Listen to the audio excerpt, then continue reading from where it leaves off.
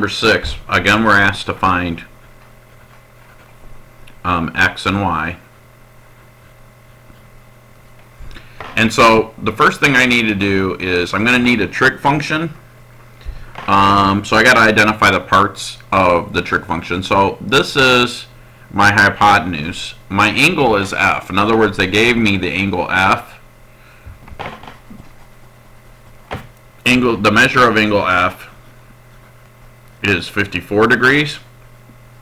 So then y is the opposite, because it's opposite to 54 degrees. And then x is the adjacent. Because we're given this angle, we're going to use this angle, so all of our trig function stuff will be based on this angle. So now, if that's the case, then I have the adjacent and I have the hypotenuse. In other words, I know that the hypotenuse is equal to 21. I know that the adjacent, capital A, I guess I should put, the adjacent is equal to x, and I know that the opposite is equal to y. So when I say sine of 54 degrees is equal to the opposite over the hypotenuse, I'm just going to plug these values in. So then I get sine of 54 is equal to the opposite, which is y, all over the hypotenuse, which is 21. Multiply both sides by 21. These will cancel, and I'm left with y equals 21 times sine of 54. So I get out my calculator, and I say 21 times sine of 54 degrees. And I get 16.989, which rounds up to about 17. Okay, so y is approximately 17. Now to find x, I have cosine of 54 degrees, which is equal to the adjacent over the hypotenuse.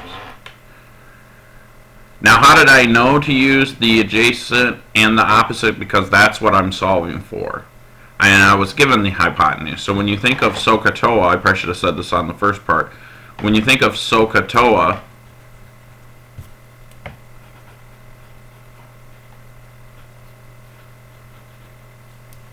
man, I can't write today.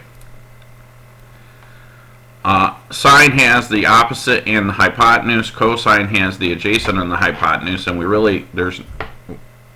don't know either of the opposite or the adjacent in the beginning of this problem, so tangent is not going to be very helpful.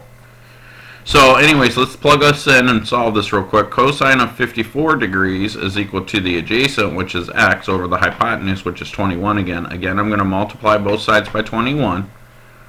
I do that to cross those off the list.